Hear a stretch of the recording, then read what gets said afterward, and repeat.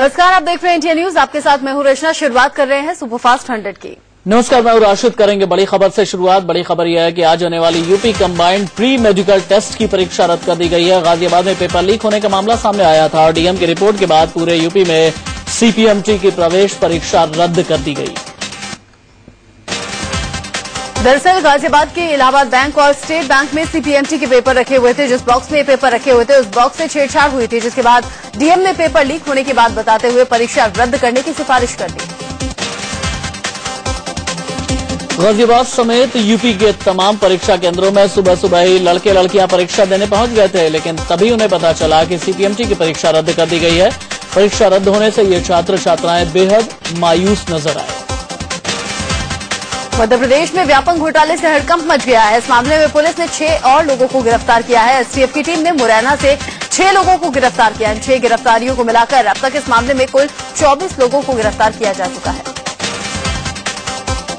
मध्य प्रदेश के व्यापम घोटाले की आंच अब मुख्यमंत्री शिवराज सिंह चौहान के परिवार तक पहुंच गई है। एमपी कांग्रेस के प्रवक्ता के मिश्रा ने सीधे शिवराज सिंह चौहान की पत्नी साधना सिंह पर गंभीर सवाल उठाए हैं।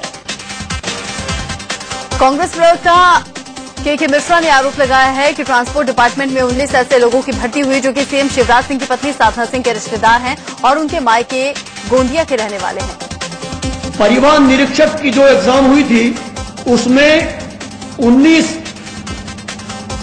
नियुक्तियां माननीय मुख्यमंत्री जी की सम्मानित धर्मपत्नी साधना सिंह जी का पियर यानी मुख्यमंत्री जी का ससुराल गोंदिया, उससे 19 लोगों का चयन हुआ है।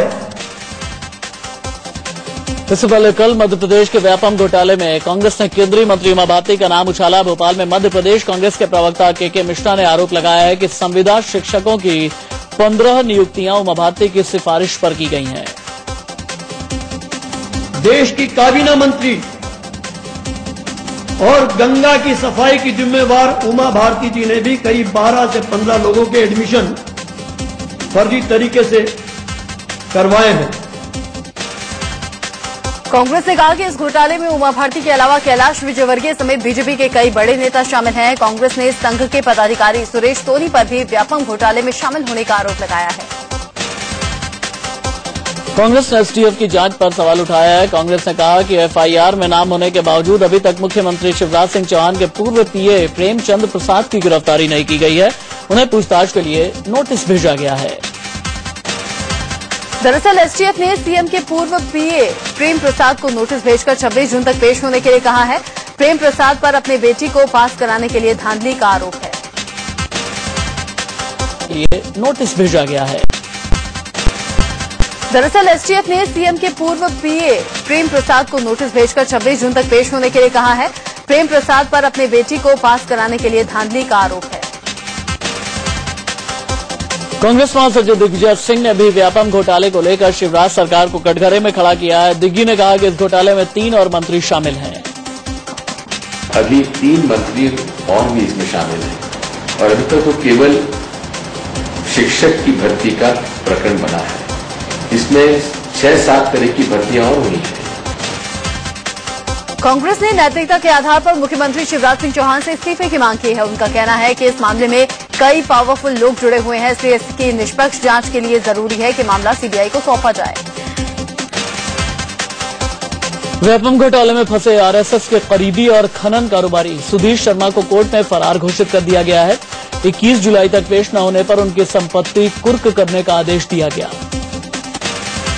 व्यापम घोटाला सामने आने के बाद से ही खनन कारोबारी सुधीर शर्मा फरार हैं। उन पर 5,000 का इनाम भी घोषित है। माना जा रहा है कि सुधीर शर्मा व्यापम भर्ती घोटाले के कई बड़े राज से पर्दा उठा सकता है। उधर व्यापम की संविदा शिक्षक वर्ग 2 और 3 में गड़बड़ी कराने के आरोपी पूर्व मंत्री लक्ष्मीकांत शर्मा की पुलिस रिमांड अवधि समाप्त होने पर उन्हें अदालत में पेश किया गया। कोर्ट ने लक्ष्मीकांत को 24 जून तक फिर से पुलिस रिमांड पर भेज दिया। व्यापम घोटाले में आरोपी 9 छात्रों और 13 छात्राओं को कोर्ट में पेश किया गया। उन्हें 30 जून तक न्यायिक हिरासत में भेज दिया गया। इस दौरान आरोपी छात्राओं ने मामा को बुलाने की मांग की। उन्होंने कहा कि मामा ने भरोसा दिया था कि कोई जेल नहीं जाएगा। मामा सीएम शिवराज सिंह चौहान को कहा जाता है। मामा ने कहा था ये दादा भी आ गया ना।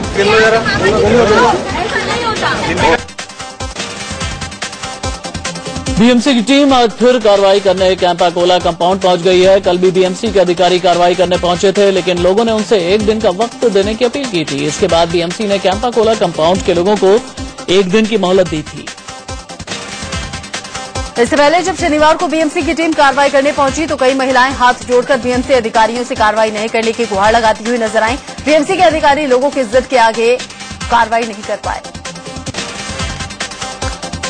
कैंपाकोला कंपाउंड में रहने वालों के लिए राहत की खबर है। बीजेपी सांसद गोपाल शेट्टी ने कहा है कि सोसाइटी के 90% अवैध फ्लैट बच सकते हैं। उन्होंने जमीन मालिकों के साथ मीटिंग के बाद ये बात कही। गोपाल शेट्टी और जमीन मालिकों के बीच हुई मीटिंग में जमीन मालिकों ने भरोसा दिया है कि वो कैंपाकोला कंपाउंड में रहने वालों की मदद करेंगे। माना जा रहा है कि सोसाइटी के लोग सुप्रीम कोर्ट में फिर से अर्जी लगाएंगे और बीएमसी अब इन फ्लैट्स को अधिकृत कर सकती है। बीएमसी ने सोसाइटी के लोगों के खिलाफ वर्ली पुलिस स्टेशन में केस दर्ज कराया है। इन पर गैर कानूनी तरीके से इकट्ठा होने और सरकारी काम में बाधा डालने का आरोप लगा है। अपने पूर्व बॉयफ्रेंड और कारोबारी पार्टनर नस वाडिया पर बदसलूकी का आरोप लगाने वाली प्रीति जिंटा के मुंबई लौट आने की खबर है। बताया जा रहा है कि मुंबई पुलिस के सामने आज वो अपना बयान दर्ज करवा सकती हैं।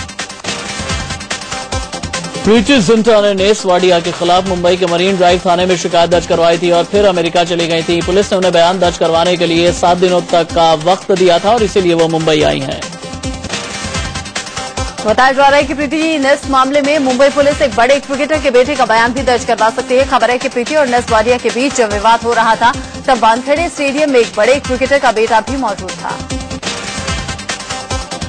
सूत्रों के मुताबिक नेस वाडिया ने इस बड़े क्रिकेटर के बेटे से भी बदसलूकी की थी। दरअसल उसने नेस वाडिया को रोकने की कोशिश की थी, जिस पर नेस वाडिया भड़क उठे थे।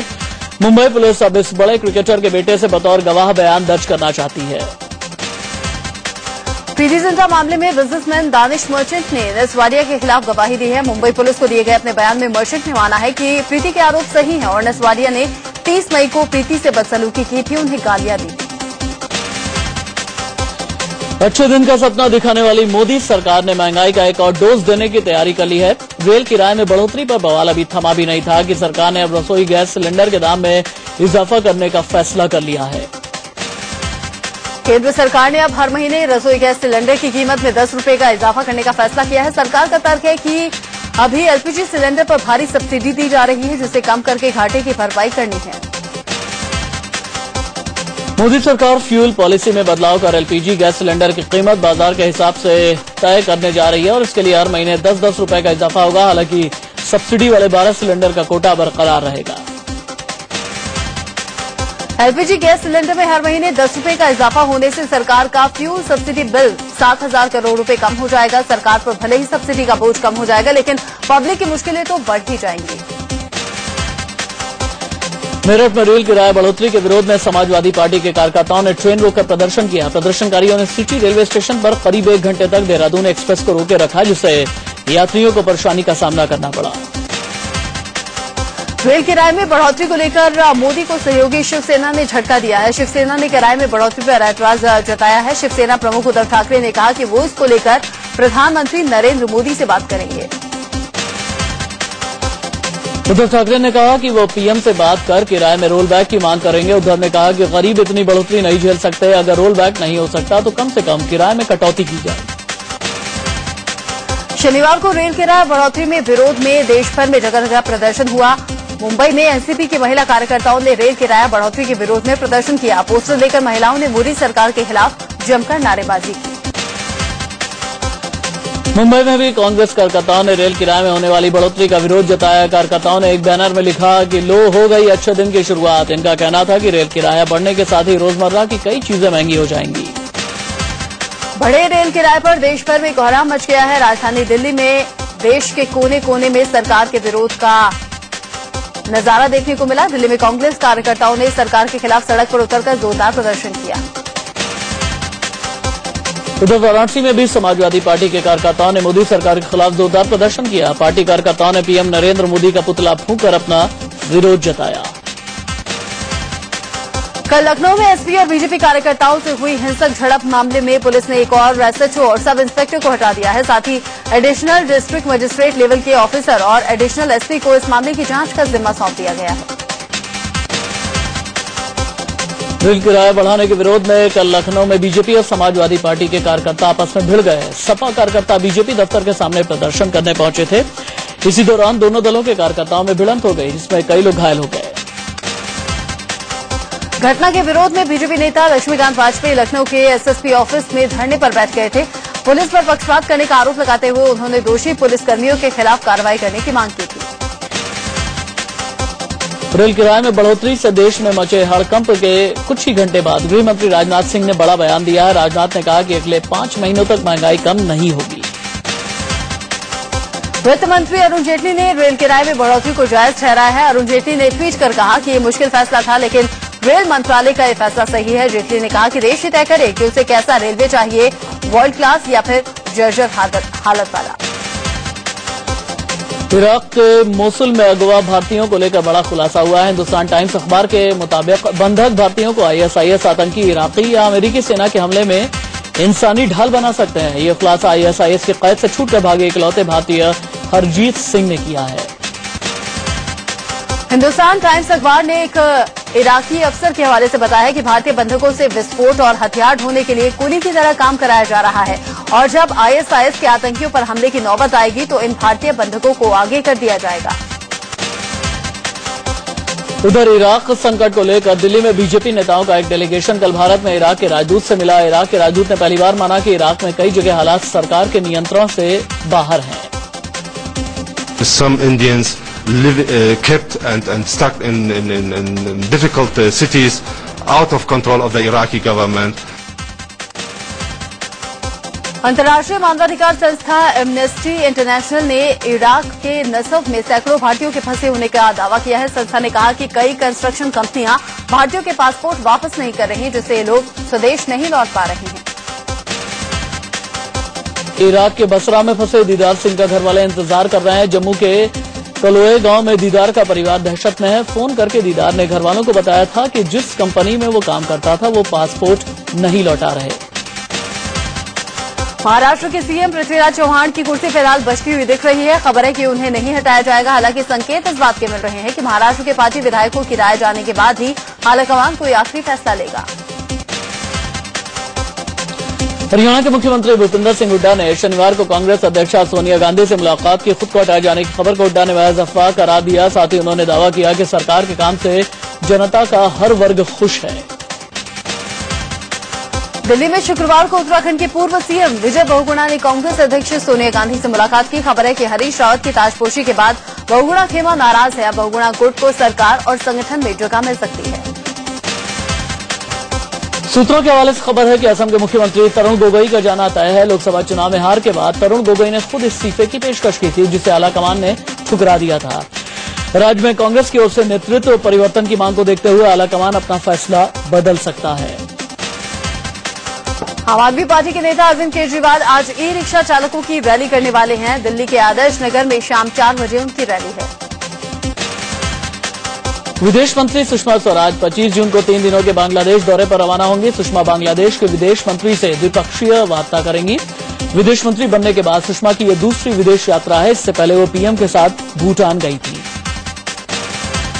बांग्लादेश के 3 दिनों के दौरे में विदेश मंत्री सुषमा स्वराज मेजबान राष्ट्रपति अब्दुल हामिद से भी मुलाकात करेंगी। साथ ही बांग्लादेश के प्रधानमंत्री शेख हसीना से भी वो मिलेंगी।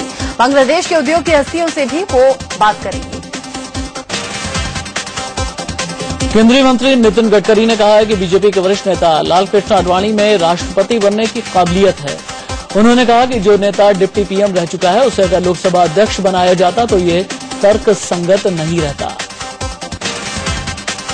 लालकृष्ण आडवाणी और मुरली मनोहर जोशी को मंत्री नहीं बनाने पर गडकरी ने पीएम मोदी का पक्ष लिया है। गडकरी ने मोदी के फैसले को जायज ठहराते हुए कहा कि दोनों नेताओं की उम्र 75 साल से ज्यादा है, इसलिए उन्हें मंत्री नहीं बनाया गया। नितिन गडकरी ने मुरली मनोहर जोशी को योजना आयोग का उपाध्यक्ष बनाए जाने की खबरों का भी खंडन किया। गडकरी ने कहा कि मुरली मनोहर जोशी बीजेपी के थिंक टैंक हैं और पार्टी निश्चित रूप से उनके अनुभव और ज्ञान का इस्तेमाल करेगी। कानपुर में मसवानपुर इलाके में अतिक्रमण हटाने के दौरान पुलिस और लोगों के बीच में जमकर झड़प हुई। अतिक्रमण हटाने का विरोध कर रहे लोगों को पुलिस वालों ने जमकर पीटा। अतिक्रमण हटाने की इस कार्रवाई के दौरान पुलिस ने महिलाओं को भी नहीं बख्शा। कार्रवाई का विरोध करने वाली एक महिला के साथ तो जानवरों जैसा सुलूक किया गया। उसके बाल पकड़कर घसीटे गए और उसे बुरी तरह से पीटा गया। मध्य प्रदेश के इंदौर में पुलिस ने एक बार फिर से गुंडे का जुलूस निकाला। पुलिस ने एक जिला बदर बदमाश को चाकू के साथ गिरफ्तार किया है। बदमाश पुलिस वालों को धमका रहा था। दिल्ली से सटे नोएडा में एक बार फिर सड़क पर नशे और रफ्तार का कहर देखने को मिला। डीएनडी फ्लाईओवर पर तड़के एक BMW कार हादसे का शिकार हो गई। ड्राइवर ने कार से कूदकर अपनी जान बचाई। कार दिल्ली से नोएडा जा रही थी। डीएनडी फ्लाईओवर पर अचानक उसका संतुलन बिगड़ गया। चश्मदीदों के मुताबिक बेकाबू कार ने 3 पलटियां खाई। बताया जा रहा है कि कार ड्राइवर शराब के नशे में चूर था। पंजाब के पटियाला से सटे नाभा नगर में फर्नीचर के एक शोरूम में कल भीषण आग लगने से हड़कंप मच गया। ये फर्नीचर हाउस मलेर कोटला रोड पर है। 3 मंजिला शोरूम के ग्राउंड फ्लोर से आग भड़की और देखते ही देखते तीनों फ्लोर पर फैल गई। शोरूम में आग लगने की खबर दमकल विभाग को दी गई, लेकिन नाभा नगर में दमकल की एक भी गाड़ी मौजूद नहीं थी, जिसके चलते आग फैलती चली गई। देखते ही देखते पूरा शोरूम धू-धू कर जलने लगा। असम के नगांव जिले में एक दुकान में भीषण आग लग गई। आसपास की कई दुकानें भी आग की चपेट में आ गई। दमकल की 8 गाड़ियों ने कड़ी मशक्कत के बाद आग पर काबू पाया। आग में लाखों का सामान जलकर खाक हो गया। और सुपरफास्ट 100 में फिलहाल एक ब्रेक के बाद खबर अब दिल्ली से। दिल्ली के वेलकम इलाके में 2 दरिंदों ने एक महिला से गैंगरेप किया। महिला ने गैंगरेप के आरोपियों समेत 4 लोगों के खिलाफ केस दर्ज करवाया। महिला का आरोप है कि 16 जून की रात 4 लड़के उसके घर में घुस आए, फिर कोल्ड ड्रिंक में नशा मिलाकर उसे पिला दिया। उसके बाद 2 लड़कों ने उसके साथ गैंगरेप किया। दिल्ली के हाई सिक्योरिटी जोन चाणक्यपुरी में भी गैंगरेप का मामला सामने आया है। पीड़ित के मुताबिक उससे कोल्ड ड्रिंक में नशीला पदार्थ मिलाकर आरोपियों ने दिया और फिर गैंगरेप किया। दिल्ली के मुकुंदपुर इलाके में एक शख्स ने अपने ही सगे भाई को गोली मारकर मौत के घाट उतार दिया। बताया जा रहा है कि मां की मौत के बाद 5 भाई बंटवारे के लिए बैठे, लेकिन संपत्ति को लेकर विवाद शुरू हो गया। दिल्ली के आदर्श नगर इलाके में डबल मर्डर से सनसनी फैल गई। दिल्ली के त्रिनगर इलाके में एक शख्स ने अपनी पत्नी पर चाकू से कई जानलेवा हमले किए और मरने के लिए छोड़कर फरार हो गया। सेंट्रल दिल्ली के रणजीत सिंह फ्लाईओवर के नीचे रेलवे ट्रैक पर एक नवजात बच्ची की लाश मिलने से सनसनी फैल गई। दिल्ली के 5 स्टार होटल ताज मानसिंह में अरबपति NRI दाड़ी बलसारा की मौत हो गई। वो पिछले 37 साल से यहां रह रहे थे। दिल्ली के चाचा नेहरू अस्पताल में डॉक्टर की लापरवाही से बच्चे की मौत का मामला सामने आया है। राजस्थान के झालावाड़ में एक थानेदार पर रेप का आरोप लगाया है। घाटोली थाने के थानेदार रहे राम भरोस मीणा पर एक महिला ने आरोप लगाया है। मध्य प्रदेश के भिंड में टोल नाके पर एक थाना प्रभारी की गुंडागर्दी देखने को मिली।